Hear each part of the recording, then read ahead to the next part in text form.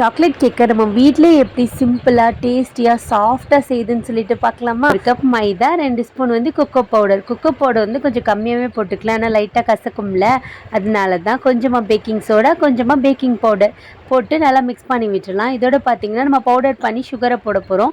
சுகரை மிக்சியில் போட்டு அரைச்சோம்னா பவுடர் சுகர் ஆயிருமா. அதை போட்டுட்டு நல்லா மிக்ஸ் பண்ணிவிட்டு கொஞ்சமாக வெண்ணிலா எசன்ஸு, ஒரு 1/2 கப் ஆயில் போட்டுட்டு கொஞ்சமாக பால் ஊற்றி மாவை வந்து இந்த மாதிரி நல்லா மிக்ஸ் பண்ணி எடுத்துக்கலாம். இப்போ ஒரு குக்கரில் வந்துட்டு கொஞ்சமாக கல் உப்பு போட்டுட்டு நம்ம மிக்ஸ் பண்ணி வச்சுருக்கோம்ல மாவு, அதை ஒரு பாத்திரத்தில் ஊற்றி ஒரு 45 மினிட்ஸ் குக் பண்ணி எடுத்தோம்னா சூப்பராக சாஃப்டாக நம்ம வீட்டிலேயே சாக்லேட் கேக் ரெடி ஆயிடுச்சு. நம்ம வீட்டில் இருக்கிற சாக்லேட் சிரப்பு இல்லைன்னா சாக்லேட்டை மெல்ட் பண்ணி கூட அந்த கேக் மேலே ஊற்றி சாப்பிட்டு பார்த்தா அப்படி இருக்குங்க. இனிமேல் சாக்லேட் கேக் சாப்பிட்றதா இருந்தால் எதுக்கு கடைக்கு போகணும், நம்ம வீட்லேயே செஞ்சு டேஸ்டியாக சாப்பிட்ற வேண்டியது தான். யாராவது ஒரு முக்கியமான பர்சனுக்கு நம்மளே ஸ்பெஷலாக நம்ம கேர் எடுத்து நம்ம கையால் செஞ்சு கொடுக்கும்போது அதோட ஃபீலே தண்ணி இல்லை.